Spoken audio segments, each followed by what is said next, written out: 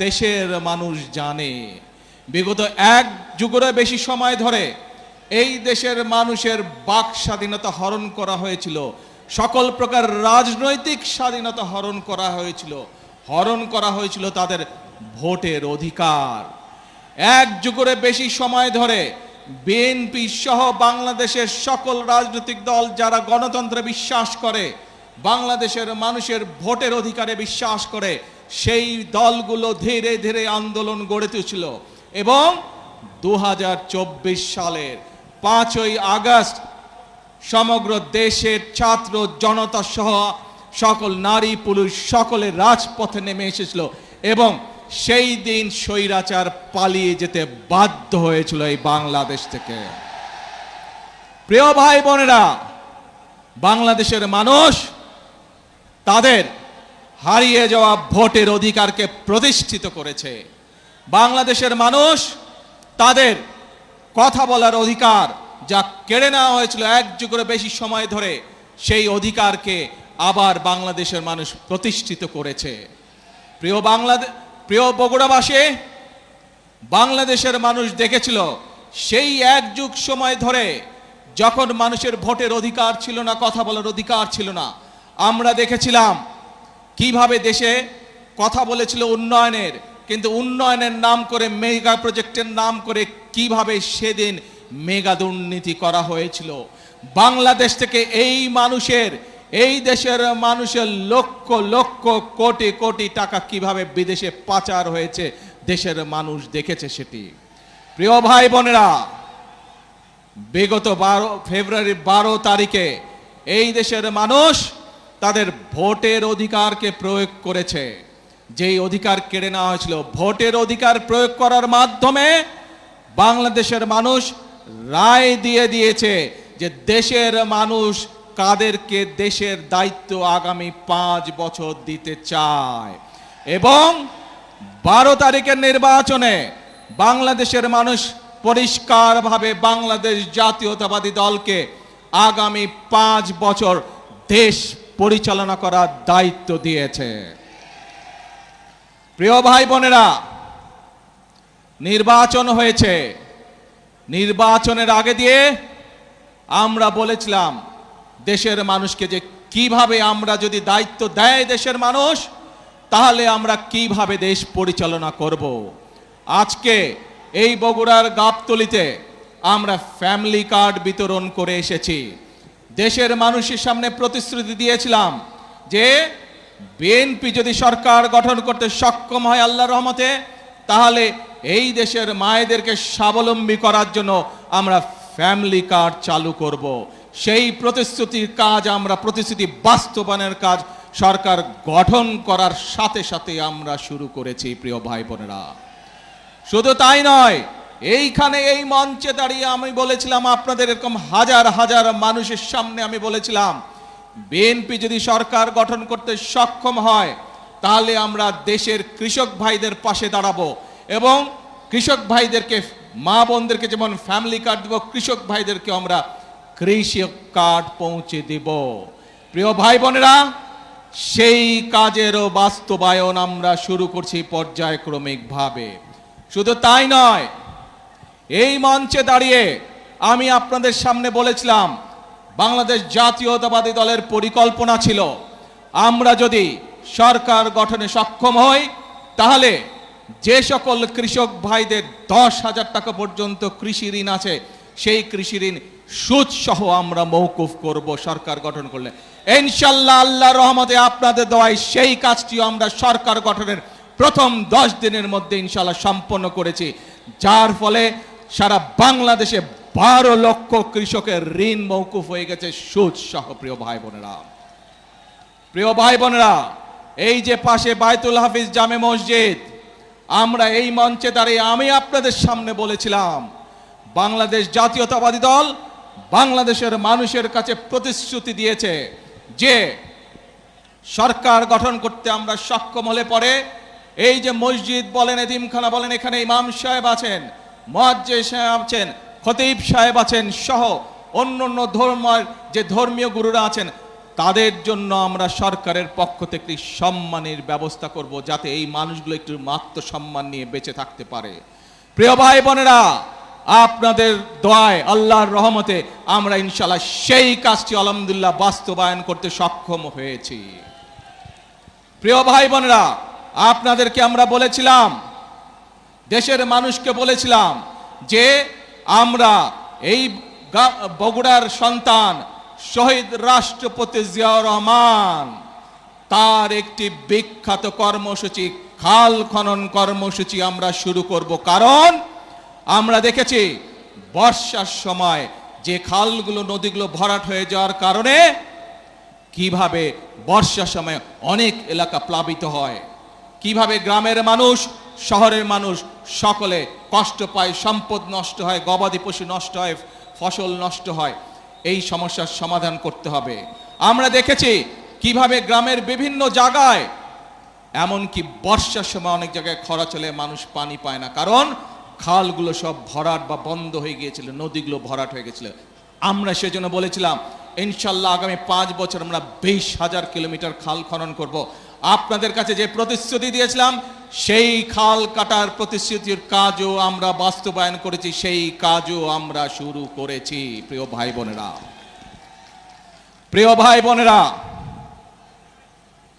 BNP আপনাদেরকে যে কথা দিয়েছিল, পর্যায়ক্রমিকভাবে আমরা প্রত্যেকটি কাজ শুরু করেছি। যে কটি পরিকল্পনার কথা, যে কটি কাজের কথা আপনাদের সামনে তুলে ধরলাম, যে কাজগুলো আমরা শুরু করেছি, এই প্রত্যেকটি কাজের সাথে এই দেশের খেটে খাওয়া মানুষের সম্পর্ক। এই কাজগুলো যাতে আমরা বাস্তবায়ন করতে পারি, তাহলে এই দেশের খেটে খাওয়া মানুষ উপকৃত হবে। তাই কি মনে করেন আপনারা? ফ্যামিলি কার্ড, কৃষক কার্ড, ইমাম মুয়াজ্জেম সাহেবদের সম্মানী সহ খাল খনন কর্মসূচি, বৃক্ষরোপণ, এই কাজগুলো যদি আমরা করতে পারি, তাহলে কি বাংলাদেশের সাধারণ মানুষ, খেটে খাওয়া মানুষ উপকৃত হবে না? শুধু তাই নয় প্রিয় ভাই বোনেরা, আরেকটি কথা আপনাদেরকে বলতে চাই। সরকার গঠন করার সাথে সাথে আমরা খোঁজ করার চেষ্টা করেছি বিভিন্ন বিদেশে, যে সকল দেশে বাংলাদেশ থেকে জনরপ্তানি হয়, এইরকম দেশগুলোতে আমরা কাজ শুরু করেছি যে কিভাবে বাংলাদেশের মানুষকে অল্প খরচে আমরা বিদেশে চাকরির সংস্থান করতে পারি। ইনশাআল্লাহ শীঘ্রই আপনাদেরকে, বাংলাদেশের মানুষকে আমরা সুখবর দেব, স্বল্প খরচে দেশের মানুষ, দেশের তরুণ সমাজ বিদেশে চাকরি নিয়ে যেতে পারবে, কর্মসংস্থানের ব্যবস্থা করে যেতে পারবে।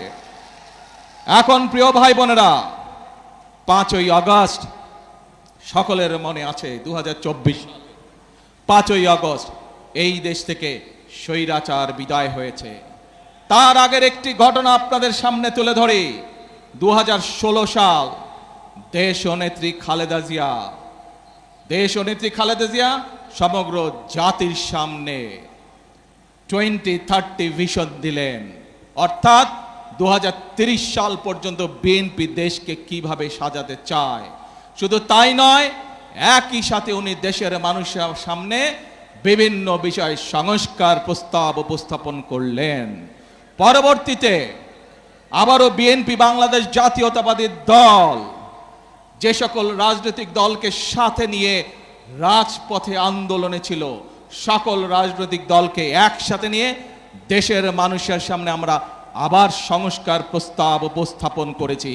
মনে আছে আপনাদের বিএনপির 31 দফা সংস্কার কর্মসূচি? মনে আছে? এই কর্মসূচি আমরা প্রস্তাব আমরা দেশের মানুষের সামনে উপস্থাপন করেছি। যে সময় বিএনপি এই 31 দফা এই সংস্কার প্রস্তাব বিএনপি দেশের সামনে, জনগণের সামনে উপস্থাপন করেছিল, বাংলাদেশের আর কোন রাজনৈতিক দল, বিএনপি ছাড়া অন্য রাজনৈতিক দল সংস্কারের শব্দটিও তখন উচ্চারণ করেনি, স্বৈরাচারের ভয়।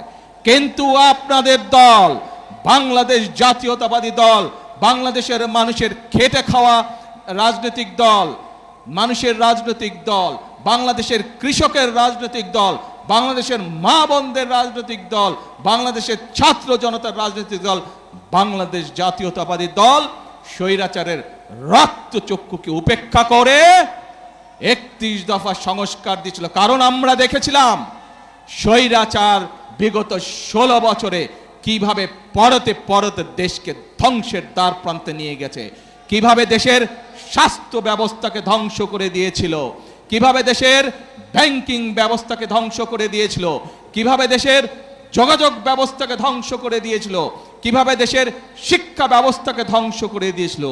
কিছু মেগা প্রজেক্ট করে দুর্নীতি করেছে, এর বাইরে কিছু করেনি। এখন প্রিয় ভাই বোনেরা, 5 তারিখের স্বৈরাচার পালিয়ে যাওয়ার পরে যে অন্তর্বর্তীকালীন সরকার আসলো, সেই অন্তর্বর্তীকালীন সরকার এসে সংস্কার কমিশন গঠন করলো। সেই সংস্কার কমিশনে আপনাদের পক্ষ থেকে, জনগণের পক্ষ থেকে বাংলাদেশ জাতীয়তাবাদী দল তার মতামত উপস্থাপন করেছে। আমরা সব সময় বলি, আমরা যা করব স্বচ্ছভাবে করব, কোনো লুকোচুরি নেই। আমরা আমাদের প্রস্তাবনা সেই অন্তর্বর্তীকালীন সরকারের সংস্কার কমিশনে উপস্থাপন করেছি। হ্যাঁ, গণতন্ত্রতে মতের পার্থক্য থাকবে, সব কিছুতে যে আমি এগ্রি করব, একমত পোষণ করব, এমন কোনো কথা নাই।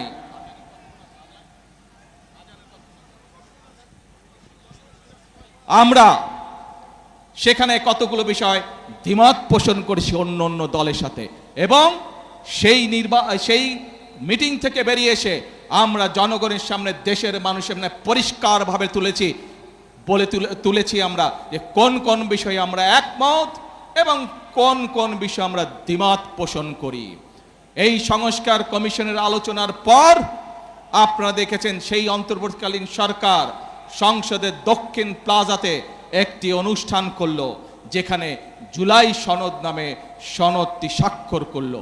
বিএনপি স্বাক্ষর করেছে, তারপরে আরো বিএনপির সাথে লাইন দিয়ে আরো কিছু দল স্বাক্ষর করেছে।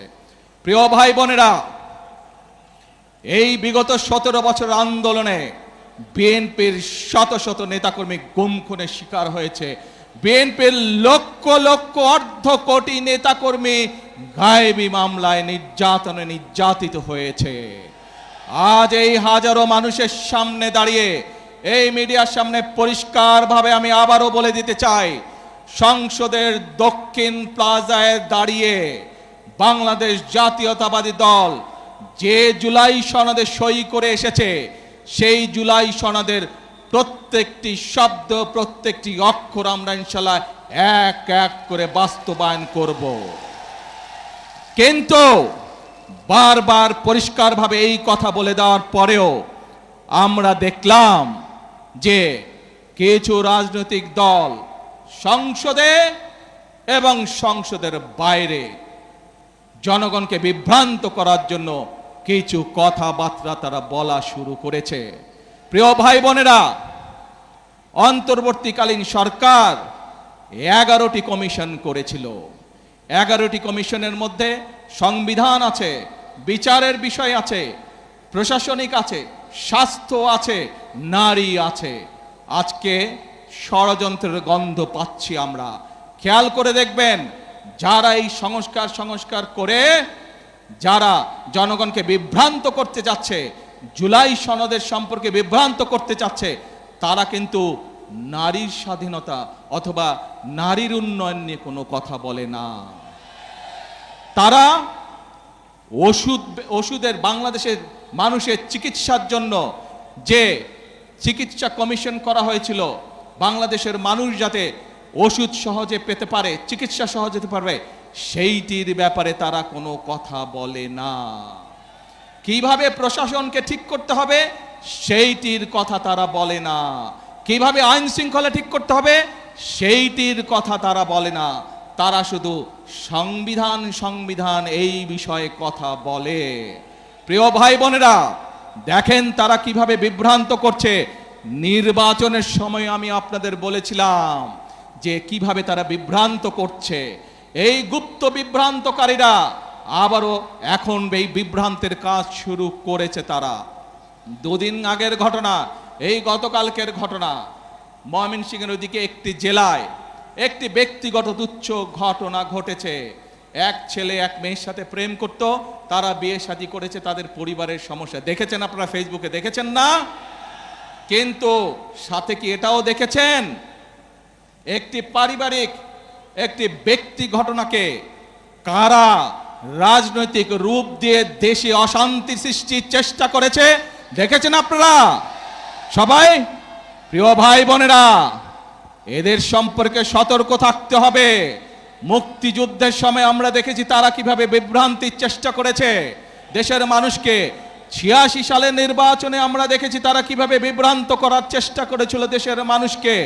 ৯৬ সালেও আমরা দেখেছি স্বৈরাচারের সাথে গিয়ে তারা কিভাবে দেশের মানুষকে বিভ্রান্ত করেছিল। ২০০৮ সালেও আমরা দেখেছি সেই ওয়াল 11-এর সাথে যোগ দিয়ে তারা কিভাবে বিভ্রান্ত করেছিল দেশের মানুষকে। প্রিয় ভাই বোনেরা, আমরা দেশের মানুষের জন্য ফ্যামিলি কার্ড করতে চাই, কৃষক কার্ড করতে চাই, ইমাম মুয়াজ্জেম সাহেবদের জন্য আমরা সম্মানের ব্যবস্থা করতে চাই, খাল খনন করতে চাই, বৃক্ষরোপণ করতে চাই, দেশের যুবকদের কর্মসংস্থানের জন্য বিদেশে এবং দেশে কর্মসংস্থানের কথা করতে চাই। এইসব ব্যাপারে কোনো কাজ করে না। দেখেন নাই নির্বাচনের সময় কেমন বলেছিল, রাখ তোর ফ্যামিলি কার্ড, মনে আছে? প্রিয় ভাই বোনেরা, জনগণের স্বার্থে যেই কাজ সেটিকে তারা রেখে দেয়, কিন্তু নিজেদের ক্ষমতা ষড়যন্ত্রের মাধ্যমে ক্ষমতা কিভাবে কক্ষিগত করতে হবে সেই কাজের জন্য তারা এখন বিভ্রান্ত ছড়াচ্ছে। প্রিয় ভাই বোনেরা, আজ বগুড়ার মানুষ সহ সারা দেশের মানুষকে আমি জিজ্ঞেস করতে চাই, আপনারা কি ফ্যামিলি কার্ড বাস্তবায়ন হোক চান? দেশের কৃষক সমাজকে, কৃষকদেরকে আমরা কৃষক কার্ড পৌঁছে দেব সেটি চান? আপনারা কি দেশে খাল খনন চান? বেকার যুবকদের কর্মসংস্থান দেশে এবং বিদেশে ব্যবস্থা করি সেই কাজ চান? আপনারা কি দেশে বৃক্ষরোপণ চান? প্রিয় ভাই বোনেরা, যদি এই কাজগুলো আমাদেরকে করতে হয় জনগণের সহযোগিতা লাগবে। যদি এই কাজগুলো আমাদেরকে বাস্তবায়ন করতে হয় এই ষড়যন্ত্রকারীদের বিরুদ্ধে আপনাদেরকে সজাগ এবং সতর্ক থাকতে হবে। কারণ তাদের অতীত ইতিহাস বলে দেয় যে কতবার দেশ স্বাধীনের পরে, দেশ স্বাধীনের আগের শুরু থেকে তারা কতবার চেষ্টা করেছে দেশের মানুষকে বিভ্রান্ত করতে। প্রিয় ভাই বোনেরা, এই দলের প্রতিষ্ঠাতা শহীদ রাষ্ট্রপতি জিয়াউর রহমান বগুড়ার সন্তান, দেশের স্বাধীনতার ডাক দিয়েছিলেন 1971 সালে। আজ আমরা দেখছি যারা দেশের মানুষকে বিভ্রান্ত করতে চাচ্ছে, জুলাই সনদ নিয়ে বিভ্রান্ত করতে চাচ্ছে, প্রিয় ভাই বোনেরা, তারা তো এই দেশের স্বাধীনতাতেই বিশ্বাস করেনি, এই দেশের অস্তিত্বেই তারা বিশ্বাস করেনি। প্রিয় ভাই বোনেরা, যেই দেশের অস্তিত্বেই তারা বিশ্বাস করে না, তাদেরকে কি বিশ্বাস করা যায়? তাদেরকে বিশ্বাস করা যায় না।